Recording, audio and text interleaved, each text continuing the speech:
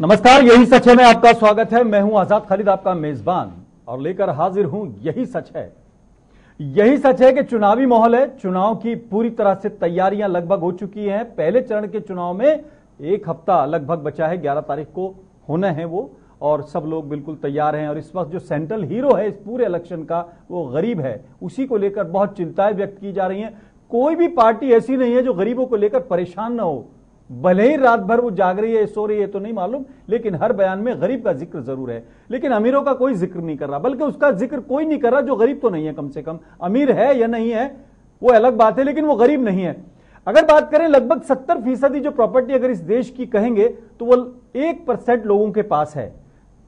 ये आपको मैं एक आंकड़ा ऐसा दे रहा हूं जिसके बारे में आप उसकी ऑथेंटिसिटी ऊपर नीचे हो सकती है, लेकिन आगे पीछे की बात करें, और कुछ ऐसे परिवार हैं, लगभग 9-10 परिवार ऐसे जिनके पास अगर बात करें 50% से ज्यादा जो प्रॉपर्टी है, जो अगर निचले पायदान की बात देखें तो उन 9-10 परिवारों के पास है। ये उन लोगों का कहीं जिक्र नहीं है। गरीबों का बहुत जिक्र है, गरीबों की बड़ी परेशानी है, बड़ी चिंता है, लेकिन गरीबों का भला कितना होता है ये हर बार की बार हम बता देंगे आपको। मैनिफेस्टो हर साल आते हैं, हर चुनाव में आते हैं, चाहे वो विधानसभा का चुनाव हो चाहे लोकसभा का हो।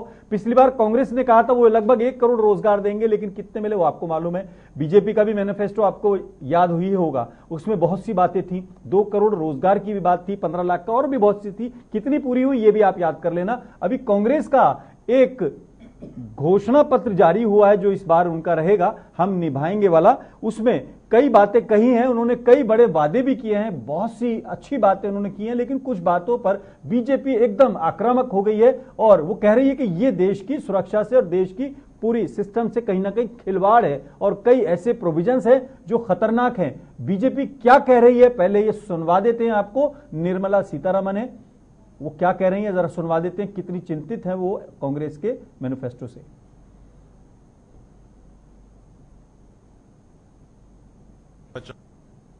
चुनाव 2019 के विज्ञापन के लिए लगभग 20 के आसपास उन्होंने अपने विज्ञापन की कॉपी दी थी अप्रूवल के लिए। एमसीएमसी कमेटी जो राज्य स्तरीय कमेटी होती है, जो पार्टी स्तर के जो विज्ञापन होते हैं वो यह कमेटी जो है उसको अप्रूव करती है।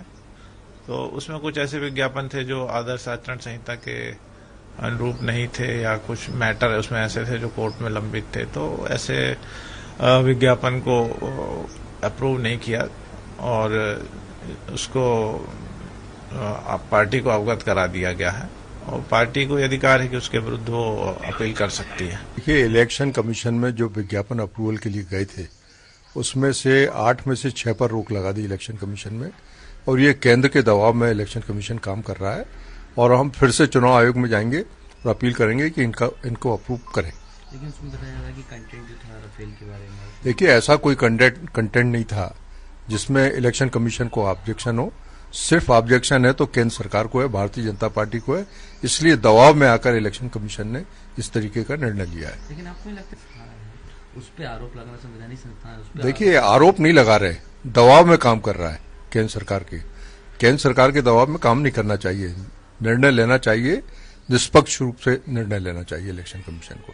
देखिए, चुनाव आयोग जो चुनाव के नियम धर्म है, आचार संहिता है, उसके तहत काम करता है, उसी के तहत काम करना भी चाहिए। हमारी पूरी अपेक्षा है, चुनाव आयोग से आग्रह है, निवेदन है कि वह पूरी प्रतिबद्धता के साथ में नियम कानून का पालन करे। कतिपय कुछ अधिकारी ये देखने में आ रहा है, प्रशासन के अधिकारी हों जो कांग्रेस सरकार के मंत्रियों या पदाधिकारियों के कहने पर तमाम प्रकार की गतिविधियों को अंजाम दे रहे हैं। अगर ऐसा होता है तो उनको चिन्हित करके साक्ष्यपूर्ण शिकायत की जाएगी। किसी को भी भारतीय जनता पार्टी बख्शने वाली नहीं है। चुनाव निष्पक्ष हो, चुनाव भेदभाव रहित हो, चुनाव साफ स्वच्छ नियम कानून के अनुसार हो, आचार संहिता का पूरी तरह पालन होना ही चाहिए, और ये जिम्मा भारत निर्वाचन आयोग का है। हम बात कर रहे थे निर्मला सीतारमण की बाइट की, वो शायद नहीं आई है, लेकिन ये बाइट्स जो थी उस सिलसिले में थी जो राफेल को लेकर कांग्रेस के विज्ञापनों को रोक लगाई गई है। और इसमें एक और मैं आपको डेवलपमेंट बता दूं, एक किताब थी Rafale the scam that rock the nation, इसके ऊपर कार्रवाई करने के लिए जब फ्लाइंग स्क्वाड चुनाव आयोग का पहुंचा तमिलनाडु में और उसने किताब जब्त कर लिया तो उन लोगों को सस्पेंड कर दिया गया जब मामले ने तूल पकड़ा। यानी राफेल को लेकर चुनाव आयोग जिस तरह से काम कर रहा था, कांग्रेस ये कह रही थी कि चुनाव आयोग जो है केंद्र सरकार के दबाव में काम कर रहा, उसी के सिलसिले में। लेकिन निर्मला सीतारमण ने उन तमाम बातों पर विरोध दर्ज कराया जिसमें वो धारा 370 और अफवाह जैसे और 120 बी 124 से ए को लेकर हटाने की बात कर रहे थे, मैनिफेस्टो में जिक्र है, उसको लेकर विरोध दर्ज किया था कि ये सेना के मनोबल को गिराएगा। इस पर भी हम चर्चा करेंगे। हमारा पैनल हमारे साथ मौजूद है। अनिरुद्ध शर्मा जी मौजूद है हमारे साथ, बीजेपी की तरफ से अपनी बात रखेंगे। बहुत बहुत स्वागत है अनिरुद्ध शर्मा जी। डॉक्टर उमाशंकर पांडे जी मौजूद हैं, कांग्रेस की तरफ से अपनी बात रखेंगे, उत्तर प्रदेश से जुड़े हुए हमारे साथ लाइव। और हमारे साथ हाफिज मोहम्मद उस्मान साहब भी जुड़े हुए, समाजवादी पार्टी की नेता हैं और पूर्व सूचना आयुक्त हैं उत्तर प्रदेश के। बहुत बहुत खैर मकदम है आपका उस्मान साहब आपका। और मुजफ्फर हुसैन साहब हमारे साथ मौजूद हैं, सीनियर जर्नलिस्ट हैं, दिल्ली स्टूडियो में मौजूद हैं। बहुत बहुत खैर मकदम है मुजफ्फर साहब। अनिरुद्ध शर्मा जी, कांग्रेस के मैनिफेस्टो में कुछ पॉइंट्स को लेकर आप बहुत आक्रामक हैं, खासतौर से धारा 370 और उसके अलावा जो अफसा है उसको लेकर, और 124 से ए को लेकर भी आपको चिंता हो रही है, क्यों? निश्चित रूप से कांग्रेस ने जो ये मैनिफेस्टो जारी किया है, मुझे लगता है ये कहीं ना कहीं पीछे एक षड्यंत्र का हिस्सा है और इसमें वो पाकिस्तान के एजेंडे को लागू करना चाहते हैं। आज पाकिस्तान में खुशी मनाई जा रही है।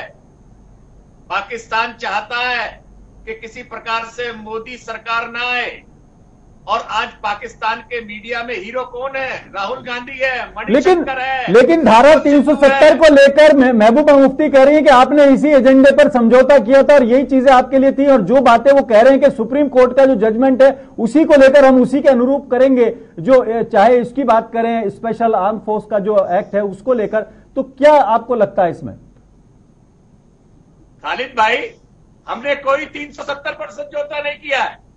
370 भारतीय जनता पार्टी के एजेंडे में है, वो समाप्त तो होनी चाहिए। नहीं, 2014 में तो आपने समाप्त करने का वादा किया था, चाहिए कह रहे हैं आप। सुनिए। राष्ट्रीय अध्यक्ष अमित शाह जी ने कहा है कि हमारा राज्यसभा में बहुमत नहीं था, जब बहुमत आएगा तो निश्चित रूप से 35 ए जाएगी। और दूसरी बात खालिद भाई, 124 ए क्या कहती है? 124 ए कहती है जो राष्ट्रीय तिरंगे का अपमान करेगा वो राष्ट्रद्रोह है, जो देश के राष्ट्रीय चिन्हों का अपमान करेगा वो राष्ट्रद्रोह है, जो देश का स्वाभिमान को चोट पहुंचाएगा वो राष्ट्रद्रोह है। क्या आज कांग्रेस का मैनिफेस्टो राष्ट्रद्रोहियों के साथ का क्या कहना है? ये कहता है कि तिरंगे को जलाया जाए। आपसा पे क्या कहना है आपका? आपसा कानून क्या है? आपसा कानून armed force special power act 1958 में आया। ये पहले जो 7 सिस्टर स्टेट है हमारी जो नॉर्थ ईस्ट की, उस पर लागू हुआ। कुछ पंजाब के हिस्से में लगा, जम्मू कश्मीर में लगा, और जहां जहां लगता है दंगे समाप्त हो गए, संवेदनशीलता आ गई, जहां पर नक्सलवाद समाप्त होने लगा वहां पर इसको समाप्त किया।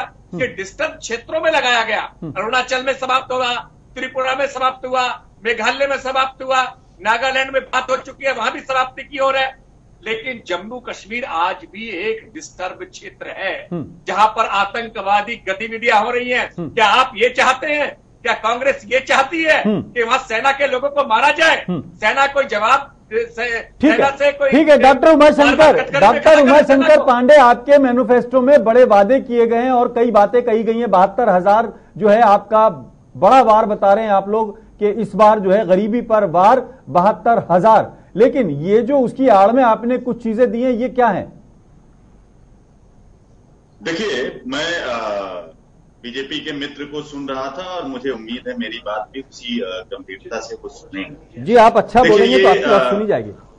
देखिए, ये पाकिस्तान में खुशी की बातें करते हैं और मुझे लगता है देश को याद होगा कि जब बिहार में विधानसभा के चुनाव हो रहे थे तब भी इनके मोदी शाह कंपनी वहां पर जाकर ये कहते थे कि अगर बिहार में गठबंधन जीता तो पटाखे पाकिस्तान में फेंके, देश भूला नहीं। ये वही लोग हैं जो जम्मू कश्मीर में एक देश एक विधान एक निशान की बात करते करते श्यामा प्रसाद मुखर्जी की लाश पर उनकी आत्मा से खेलते हुए वहां पर जाकर पीडीपी के साथ सरकार बनाई। और जिसकी ये बात कर रहे थे 2015 में त्रिपुरा में आफ्सपा कानून खुद इन्होंने हटाने का काम किया। और ये जम्मू कश्मीर में अगर ये इतने बड़े राष्ट्रवादी हैं तो मुझे बताइए कि इन्होंने सरकार उस समय क्यों नहीं गिराई जब देश के प्रधानमंत्री के सामने ही मुफ्ती मोहम्मद सईद साहब ने उस समय कहा था कि ये चुनाव में आतंकवादी और अलगाववादी और पाकिस्तान का मैं धन्यवाद करना चाहता हूं जिसके कारण ये चुनाव संपन्न हो पाया। मैं इनसे पूछना चाहूंगा कि ये जवाब दें, 6000 पत्थरबाजों के ऊपर से FIR हटाने का काम किसने किया? मैं इनसे पूछना चाहता हूं कि बुरहान वानी के इनकाउंटर को एक्सीडेंटल केस बताने का काम इनके डिप्टी CM निर्मल सिंह ने वहां पर उनके घर जाके किया था, तब ये चीजें कहाँ गई? ठीक है अनिरुद्ध जी, बहुत शॉर्ट में आप रिएक्ट करें, फिर मैं उस्मान साहब के पास जाऊंगा। PDP के साथ जब इन्होंने सरकार की तब इन्होंने मिनिमम प्रोग्राम जो जाकर मोदी की सरकार को हटाने के लिए सहायता मांगने वाले कौन है ये लोग? ये चेहरा इनका पहचान लीजिए खालिद भाई, ये वही लोग हैं जो मणिशंकर भीख मांग रहे थे कि मोदी को हटाना है तो आपका समर्थन चाहिए, हमें समर्थन दे दीजिए। जो भीख मांग रहे थे वहाँ सत्ता की, और उसका समर्थन करने के लिए पाकिस्तान ने ये डलवाया है मैनिफेस्टो में, ताकि वहाँ पर उनके लोग आ सके। देश के अंदर टुकड़े टुकड़े गैंग, भारत माता तेरे टुकड़े होंगे इंशाअल्लाह, ये नारे लगाकर। ठीक है हाफिज उस्मान साहब के पास चलता हूँ। मैं आप दोनों को रोक के इसी बात को लेकर, हाफिज उस्मान साहब, दोनों पार्टियों का जो एजेंडा है वो आप देख रहे हैं, दोनों पार्टियां उन मुद्दों पर लड़ रही है जिन मुद्दों पर कभी वो एक थे, लेकिन आपकी पार्टी क्या लेकर आ रही है? और आप खासतौर से अगर बात करें, हालांकि आप सिर्फ यूपी तक सीमित है, लेकिन क्या आपके पिटारे में है?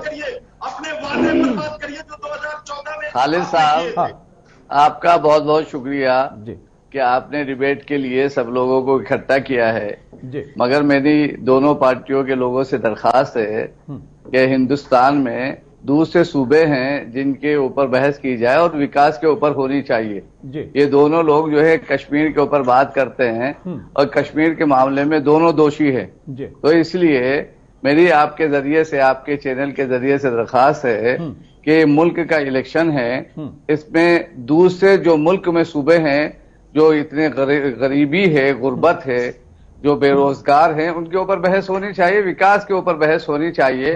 ये कश्मीर के ऊपर जो बहस हो रही है, मैं समझता हूं ये कश्मीर पर बहस पूरे नहीं इलेक्शन को, ये कश्मीर पर बहस नहीं है। एक पार्टी ने मैनिफेस्टो जारी किया, उसमें जो है बात की है गरीबी पर वार 72,000, लेकिन कुछ मुद्दे उसमें और भी हैं जिस पर बीजेपी को ऐतराज है। हमने दोनों बातें कही हैं। इलेक्शन कमीशन पर कांग्रेस आरोप लगा रही है कि वो केंद्र सरकार के दबाव में। क्या आपकी नजर में ये मुद्दा नहीं है?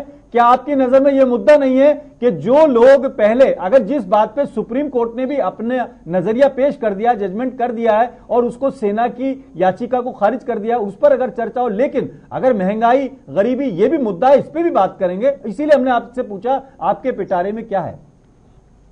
देखिए, हमारे पिटारे में तो विकास का काम है। आप जब से अखिलेश जी ने गवर्नमेंट चलाई है 5 साल में, जो विकास का कार्य हुआ, किसका आप विकास? देखना कितनी रोड बनी है, उस्मान साहब, किसका विकास? कॉलेज बने हैं, कितनी सड़कें बने, लोगों का है, पब्लिक का है। नहीं, समाजवादी पार्टी में लोग कहाँ होते हैं? समाजवादी पार्टी में तो लोगों की बात ही नहीं होती है।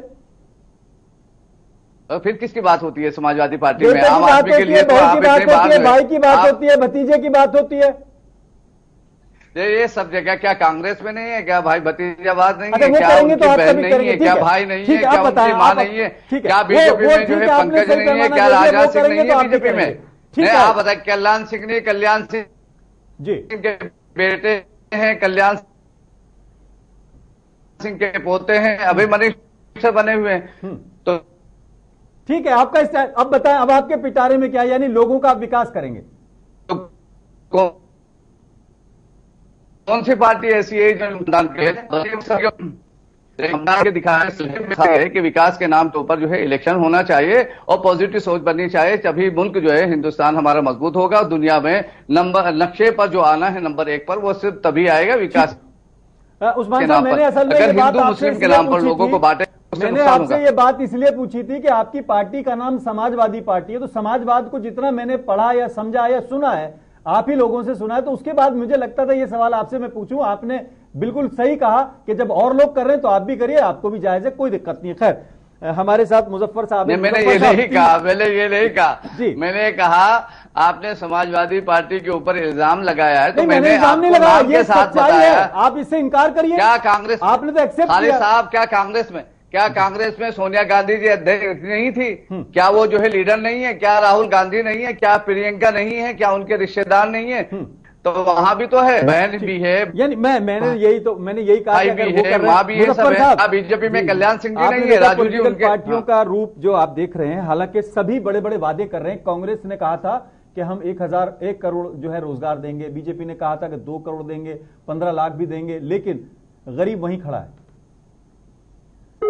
देखिए, मैं बात यहां से शुरू करूंगा कि 2014 में मोदी जी विकास के नाम पर आए थे और नौजवानों को उन्होंने जो ख्वाब दिखाया था कि अब की बार मोदी सरकार अत्याचार नहीं होगा नारियों पर, नौजवानों को रोजगार मिलेगा और देश जो है वो तरक्की करेगा। सबसे पहले ये देखा जाए कि रिपोर्ट कार्ड जो इस मौजूदा सरकार का है उस पर कितनी बात हो रही है इस इलेक्शन की चर्चा में। तो रिपोर्ट कार्ड पर माननीय प्रधानमंत्री से लेकर और उनके जितने भी पार्टी मेंबर्स हैं वो उस पर बात नहीं कर रहे हैं। उनके नजदीक बात है पाकिस्तान, हिंदू मुस्लिम और बहुत सारे एजेंडे हैं, कश्मीर है और भी है। मैं आपको याद दिला दूं, अभी हमारे अनिरुद्ध जी ने सही फरमाया कि अस्फा कानून जिन रियासतों से, जिन स्टेट से हटाया वो कांग्रेस पार्टी ने नहीं हटाया, वो भाजपा ने हटाया। तो अगर कांग्रेस अपने मैनिफेस्टो में उसको रखती है तो इसमें इनको मेरे ख्याल है कोई तकलीफ नहीं होना चाहिए। दूसरी बात यह है कि धारा 370, 35A और धारा 124 इसके संबंध में मैं याद दिला दूं कि आज ही के इंटरव्यू में हमारे नीतीश कुमार जी ने ये कहा कि हमने बीजेपी के साथ इस शर्त पर आना तय किया था कि वो 370 पर कोई बात नहीं करेंगे, हम उनके साथ इस मामले में नहीं रहेंगे। महबूबा मुफ्ती भी ये कहती हैं कि 370, 35A के संबंध में पहले ही सारी बात क्लियर कर ली गई थी इस गठबंधन को बनाने से पहले और सरकार बनाने से पहले। मुफ्ती सईद ने भी इनके साथ जो मामला किया था उस वक्त भी ये चीज आई थी। यानी जो बातें ये कह चुके हैं उसी बात पर आज इन्हें ऐतराज है। अनिरुद्ध जी, ऐसा क्यों? तब आप सहमत थे, आज असहमत हैं। मैं कंप्लीट कर दूं। नहीं, मैं साल में दूसरे राउंड में आ जाऊंगा। हाफिज साहब की भी बात मैं करूंगा। अनिरुद्ध जी, आपकी वजह से आज मुझे समाजवादी पार्टी को वॉकओवर इसलिए देना पड़ा कि आपके यहाँ भी परिवारवाद है तो उनके यहाँ भी, इसलिए आपकी वजह से इनको वॉकओवर मिल गया। लेकिन ये मुजफ्फर साहब कह रहे हैं कि उन्हीं बातों को आप दोबारा उठा रहे हैं जिस पर आप सहमत थे। नहीं, बिल्कुल नहीं। यानी कांग्रेस करे तो आपको ऐतराज है, जब आप खुद करते हैं अगर ये नीतीश कुमार जी के कोई इंटरव्यू की बात कर रहे हैं तो मैं कल के अमित शाह जी के इंटरव्यू की बात कर रहा हूं, जिन्होंने स्पष्ट रूप से कहा अपने इंटरव्यू में, मुझे भारतीय जनता पार्टी के राष्ट्रीय अध्यक्ष से मतलब है, मुझे किसी और पार्टी के किसी नेता से कोई मतलब नहीं है। वो क्या कहते हैं, मुझे ये मालूम है कि जनसंघ के एजेंडे में भी 370 धारा हटना तय था, भारतीय जनता पार्टी के एजेंडे में भी 370 धारा। अनिरुद्ध जी, ये 5 साल में आपने कितनी बार कोशिश की 370 को हटाने की? और हमारा तो बलिदान हुआ है।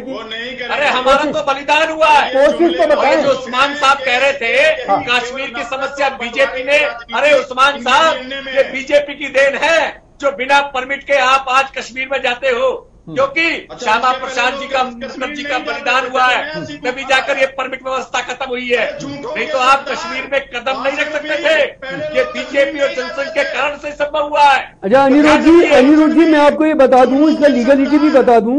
इसका लीगल पहलू ये है कि हम जब ये बात कहते हैं कि कश्मीर भारत का अटूट अंग है तो उसके पीछे धारा 370 और 35A है, ठीक है, जिसे कॉन्स्टिट्यूशन असेंबली ने पास किया था। नहीं, बिल्कुल 35A बाद में शामिल हुआ है। 35A बाद में शामिल हुआ है राष्ट्रपति के आदेश से। बिल्कुल ठीक बात है आपकी। लेकिन ये बाद में शामिल हुआ है। डॉक्टर उमाशंकर जी, आपका जो मैनिफेस्टो है उसमें उन मुद्दों पर आप भी कहीं ना कहीं चुप हैं। एक मिनट तो पहले भी नहीं था, आप परमिट की बात। हाँ, मैं थोड़ा सा मुजफ्फर साहब को भी करेक्ट कर दूं। मुजफ्फर साहब से भी मुझे एक शिकायत है कि आप 5 साल के हिसाब को तो बहुत जोर से पूछ रहे थे, लेकिन एक बार भी आप कांग्रेस से हिसाब नहीं ले रहे हो कि उसने भी बहुत ज्यादा शासन किया और उसने कितनी नौकरियां दी हैं।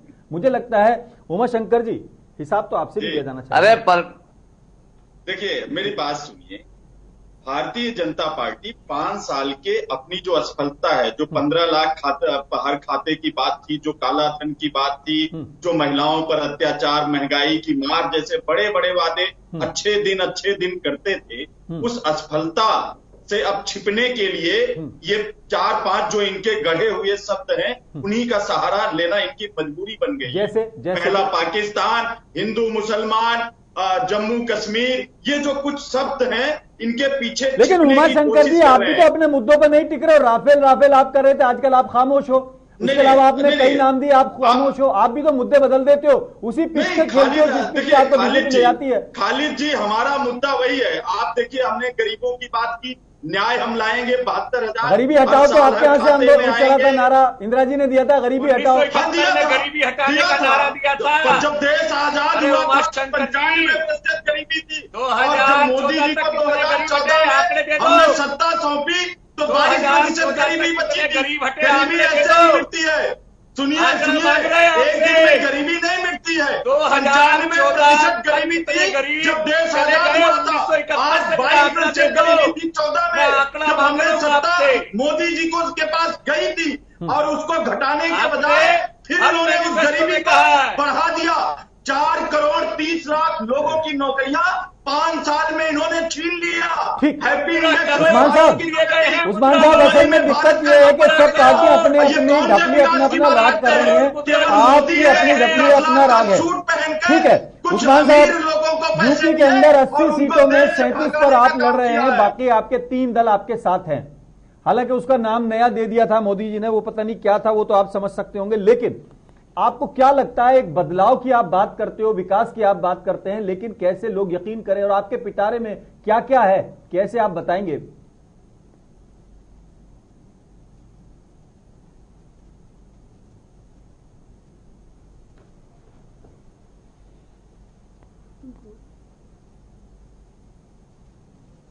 उस्मान साहब आपको आवाज मिल रही है?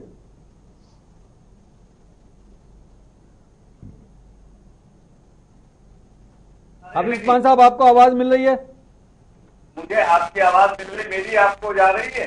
नहीं, आपकी आवाज नहीं आ रही। मेरा जो सवाल था वो मैं आप चाहें तो दोहरा दूं या आप दोबारा से बता दें अगर आपने सुन लिया। मेरी आवाज आ रही क्या? अब आ रही है, अब आ रही है, आप बताएं। आप, मैं कह रहा हूँ आपका सवाल मुझे मिल गया था। आपने पूछा था कि महागठबंधन जो है इलेक्शन लड़ रहा है उत्तर प्रदेश में, आप कितनी सीटें जीतेंगे? तो मेरा कहना ये है नहीं, मैंने सीटें जीतने का नहीं पूछा, मैं सीटें जीतना नहीं पूछ रहा हूँ। मैं कह रहा हूँ जनता आप पे भरोसा क्यों करे, और आपके पिटारे में ऐसा क्या है कि जनता आप पे भरोसा करे? जनता इसलिए हमारे पर भरोसा करेगी कि पिछले 5 साल में जो उत्तर प्रदेश में समाजवादी पार्टी की गवर्नमेंट रही है वो कामयाब गवर्नमेंट है। हर आदमी हर वर्ग की गवर्नमेंट थी, हिंदू मुस्लिम की कोई लड़ाई नहीं हुई है।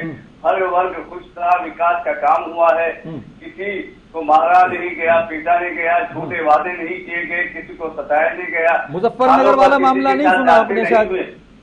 क्या मुजफ्फरनगर सबसे ज्यादा दंगे आपके कार्यकाल में हुए?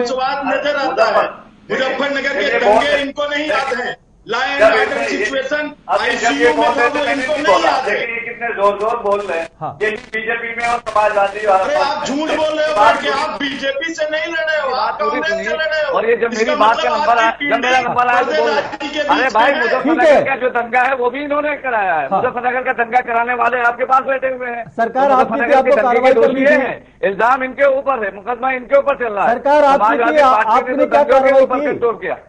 नहीं, समाजवादी पार्टी ने कंट्रोल किया उस दंगे को, वरना तो और ज्यादा जल सकता था। कंट्रोल कैसे किया? सफाई में देख के आग लगने दिया, आपने भी आग लगने दिया था। देखिए जहां तक अरे भाई लड़ाई तो आपने, अरे मेरे दोस्त लड़ाई तो आपने की है, झगड़ा तो आपने कराया है। आपके वहाँ नेता बैठे हुए हैं जिन्होंने झगड़ा कराया है।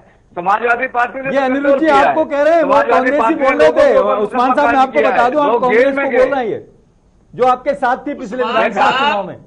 477 करोड़ कांग्रेस की बातें कर रहा, मैं भारतीय जनता पार्टी की बात कर रहा हूँ। और जहाँ तक कांग्रेस, देखिए हमारा कैसा समाजवाद है, मैं जहाँ ये पूरे देश की जनता ने, उत्तर प्रदेश की जनता ने देख लिया। अरे जो समाजवाद है वो आपके सामने भी है, आपका जो है आपका परिवारवाद नहीं है, आपके पास तो समाजवाद है ही नहीं, आप तो जानते ही नहीं समाजवाद क्या है। देखिए बीजेपी तो समाज, आप मेरी बात सुनो, बीजेपी तो जानती ही नहीं समाजवाद क्या होता है। वो विकास के नाम पर जो है वो योगी जी की गवर्नमेंट है, आप एक जो है एक चीज आप नहीं बता सकते। विकास के नाम पर आपने पुल बनाया हो, रोड बनाया हो, कॉलेज बनाया हो, सड़कें बनाया हो, बता नहीं सकते। या हर आदमी भयभीत है, परेशान है, हर आदमी जो है परेशान है आपकी। अच्छा, मैं उस्मान साहब एक सवाल पूछना चाहता हूँ आपसे, मैं सभी मेहमानों से रिक्वेस्ट करूंगा, मैं एक सवाल पूछना चाहता हूँ। उस्मान साहब, सेंटर में आपकी गवर्नमेंट है। उस्मान साहब, मैं आपसे एक सवाल पूछना चाहता हूँ, आपको ज्यादा सुन लीजिए। अब नहीं, मेरे एक सवाल है, बिल्कुल बहुत कम समय है, लेकिन मेरा एक सवाल है, आपको बीजेपी से ज्यादा परहेज है, कांग्रेस से ज्यादा परहेज है?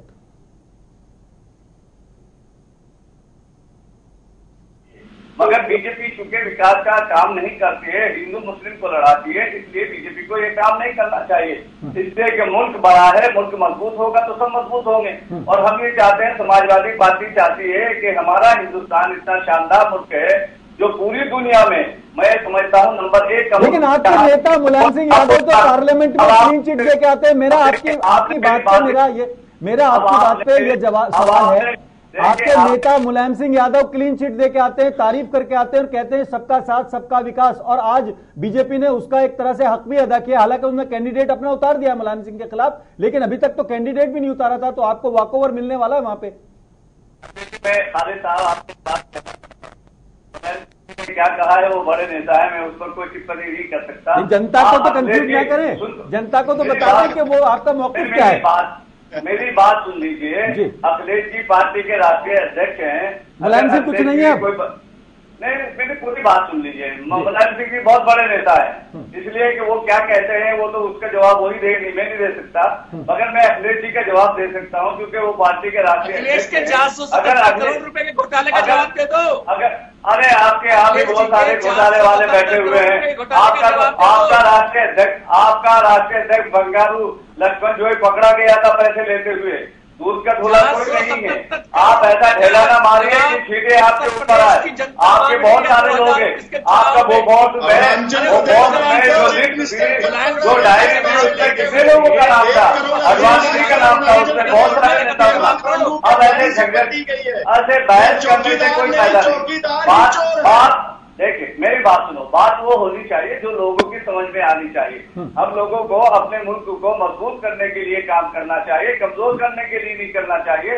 इसे मैं अपने दोस्त से कहना चाहता हूँ, भारतीय जनता पार्टी के लोगों से कहना चाहता हूँ, ये बात सच है, हिंदुस्तान दुनिया में सबसे अच्छा मुल्क है, सबसे बेहतरीन है, सबसे खूबसूरत है, और हिंदुस्तान में सबको सुनने बोलने रहने का पूरा इख्तियार है, उन्हें आजादी है, उन्हें इसका भी इख्तियार है। वो अपनी मर्जी का नेता चुने, MLA चुने, MP चुने, हमारा प्रधानमंत्री चुने, अपना मुख्यमंत्री चुने।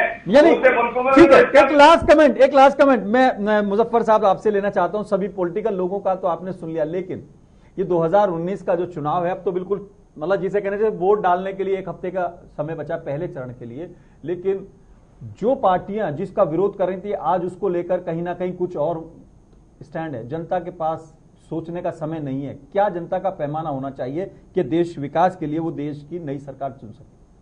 तो मेरा ये मानना है कि जनता को वोटर बन के बूथ पर जाना चाहिए और उनको ये फैसला करना चाहिए कि उनके हक में कौन बेहतर काम करने वाला है, किसी भी तरह की असबियत से अलग हट करके। ठीक है, बहुत बहुत शुक्रिया सभी मेहमानों का। समय चूंकि इस डिबेट में बहुत कम लगता है, हालांकि आधा घंटा था, लेकिन जानने की कोशिश हमने ये की कि मैनिफेस्टो पर जो बवाल है उन्हीं मुद्दों पर है जिस पर कभी पहले बीजेपी उसी पर सवाल करती थी, और समाजवादी पार्टी बात समाजवाद की करती है, लेकिन उसका समाजवाद कैसा है वो सिर्फ ये कहते हैं कि जब औरों में हो रहा है तो हमारे यहाँ हो रहा है तो कोई बड़ी बात नहीं है। अभी आपके सामने बीजेपी समाजवादी पार्टी के नेता ने बड़ी बात कही है, और यही सच है। मैं आज फिलहाल इतना ही, अपने मेजबान आजाद खालिद को इजाजत दें।